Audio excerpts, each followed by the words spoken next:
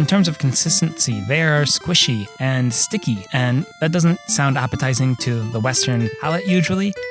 Babu's Game Room. Hello everyone, it is just Chris here again, and I am still trying to catch my Tauros and still talking about all of the awesome things that I like in Korea. I am not worried about my money just yet. I'll talk a little bit about my money plans for Pokemon here. Now, I don't need supplies so much, especially now that I have access to full heals and the Pokeflute.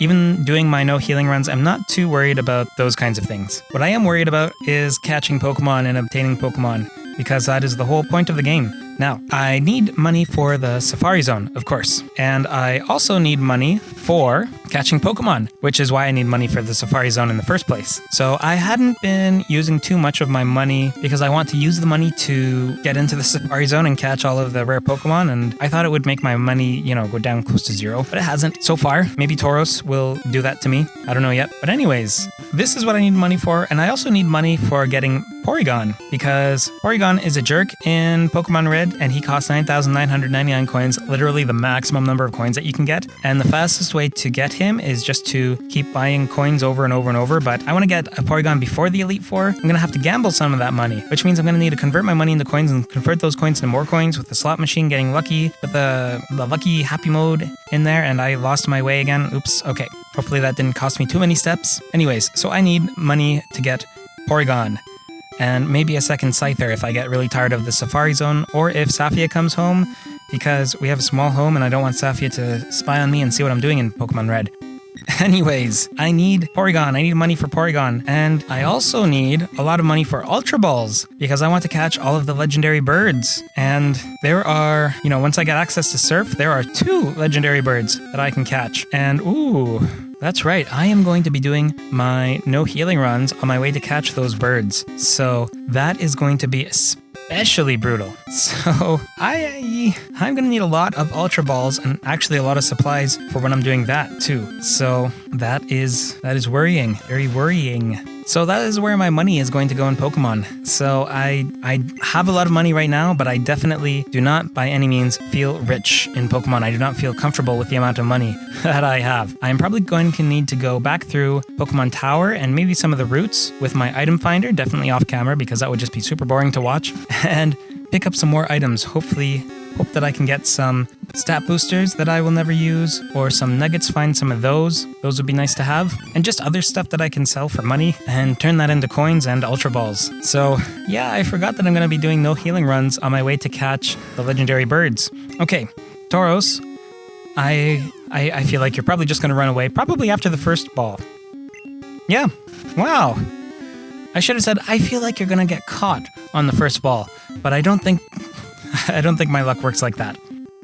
So Tauros has a really high run rate, run chance, flee chance, I don't know. Yeah, it's likely to run, and we've seen that. But I think it also has a higher catch rate, especially a higher catch rate than Chansey, which is why I'm not too bummed out about having to do this so many times for Tauros. What the real difficult part is with Tauros is just getting all the way here to the back of the Safari Zone. And I'd consider doing like the whatever Pokemon appears in the back of the Safari Zone first, because it's like it gets easier over time to catch the rare Pokemon because I don't have to go as far. But now that I think about it, that would have just bothered me more, because now I feel like, well, I've already caught literally all of the Pokemon that I need from the Safari Zone, and I just need this last one, Tauros, so I don't mind that it's being so difficult for me to go all the way to the back every time and then, hope to find one and then have it run away from me 100 times every time I do find one.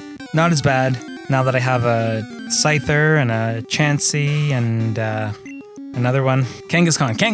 Can't forget Kangaskhan. I have Kangaskhan in my PC box. So now that I have all of those, I don't feel too bad that Tauros is being a little jerk. It's being a little jerk right now. Not letting me catch it. Not even appearing right now. So where was I? My thing is going to run out again. I guess I'll do another 1+1 today. So Korean food. Let's see. Tteok-bokki. This was my favorite new Korean food for a long time before I tried dduk-galbi. Now, tteok-bokki, mentioned before, is rice cakes, which are not what you might think of rice cakes as... what am I saying? It's not what you might think of as rice cakes in the West. If you've had rice cakes before, like those discs that are like kind of puffy rice, and like kind of for a while in the mid 2000s, maybe the early 2010s, they were kind of advertised as like a healthy chip alternative because they came in all these different flavors, but they were made of rice and not fried potatoes, so they were supposed to be healthy. I don't know if they actually were any better for you than potato chips. I don't know, whatever. Anyways, I'm used to calling those rice cakes, but in Korea, rice cakes are tteok, which in English is spelled like tteok. If you want to look up what they are, they can be sweet or they can be like neutral. And they are, I don't know, I think they like cook the rice and like mash it down into a paste and like mash and then cook the paste into cakes. So in terms of consistency, they are squishy and sticky. And that doesn't sound appetizing to the Western palate usually, but basically these things are cooked slowly. I don't know, broiled, marinated. Oh, Kangaskhan, okay. I can throw more Pokeballs at this guy. In a spicy red sauce with like red pepper sauce and stuff like that, and got a little bit of sweetness to the sauce. But anyways, the tteok, the rice cakes, they soak up this red sauce and spicy flavor. And as I mentioned earlier, I really like spicy food, so I really liked eating these. Safia doesn't like it because she hates foods that are like squishy and soft in texture. So it's basically like a write-off for her, any food that matches that description. So she doesn't like it. A lot of people don't, but it's super popular in Korea, and it's actually seen as a kid's food, which is why like I love Korean food so much, especially because kids eat spicy food. It's not like, oh wow, like I'm so strong I can eat spicy food. It's just like, no, like kids just normally eat spicy food, and it's probably that way in India and other parts where like spicy food is really popular in the cuisine, really common in the cuisine. But Korean food's just like they just eat tteok-bokki, and it's not like, oh my god, fire, like oh my god, can he do it? No, that's a Western thing. In Korea, like the kids just eat it, and some kids, you know, they don't like spicy food. That's normal. That's just personal tastes. But like spicy food is just so common and normal in Korea to the point where tteok-bokki is kind of seen as like a kid food. And it's awesome for me because at my school downstairs, there's like a food stand, not a food stand, but like a shop. I don't know. These are kind of different in Korea. I'll get to those later. But they sell tteok-bokki. They just have it like cooking all the time, and the kids buy it, and it's like super inexpensive. Like for $1, I get like a nice snack-sized, or even like light meal-sized, if you can even call it that, cup of tteok-bokki. And it's like one of those like ice cream kind of cups, not like a drinking cup. You don't drink it. You eat them with a stick, or like I guess you could eat it with like a fork in a restaurant, or maybe they do chopsticks. I don't know how they would do it in a restaurant, but you can probably find this in Korean restaurants in the West. So if you're curious about trying it. And often there are other things in the spicy sauce as well. Typically, you might find veggies like onions or maybe pieces of peppers. I don't know. I don't make it. I just buy it and eat it. And you can also find fish cakes, which is not at all like a European style fish cake. This is another kind of thing where they cook the food and then mash it up into a paste and then cook the paste into like a cake kind of shape. So these are called Odeng or Eomuk, depending on which part of Korea you're from, I guess, or maybe it's like one is a historical name and one is a modern name. I don't know, but those are often in the tteok-bokki as well. That's another popular food amongst kids. They also sell these at the food stall that I mentioned by my school, and they just cook the rice cakes. Another Kangaskhan. Wow, now Tauros is being my elusive Pokemon. I think I had an easier time with Chansey than I did with Tauros. Anyways, fish cakes. They put these on sticks after cooking them in whatever they cook them in. And sometimes you can find spicy ones. Most of the time it's just like a salty, savory kind of flavor, like salty, savory, slightly fishy flavor. But I like those ones as well. It's another food that I like. And the kids always buy those. They buy fish cakes and tteok-bokki, and often they like to bring them up into class when there's like literally 5 minutes between class, which was the same for me when I was in middle school and high school. Not sure about elementary school. I didn't have to change classrooms back then, but anyways, 5 minutes between class. But like these kids will like run downstairs and then go to the little food stall and they'll like buy tteok-bokki. They'll have like 2 bites and then they'll like leave it on the side of the classroom, and then that makes the classroom smell like tteok-bokki. And I like tteok-bokki, but like not in the classroom. I have to like air it out. I have to tell them like, you know, you finish it and then you throw the thing out outside. So if you've got a break before class, buy it, eat it, do whatever you want. Eat it in the classroom. If I don't have a class, that's cool. And then throw it out outside. But if you're going from one class to the next class and you bring the food up there just to like leave it sit, it's not worth it, little guy. It's gonna get cold, and it's not good when it's cold. You gotta eat it when it's hot. And yeah, but kids are kids. They think that they can eat it, run downstairs and buy it and eat it and, wait in line and then run back upstairs and eat it. And they can't, but they usually learn eventually.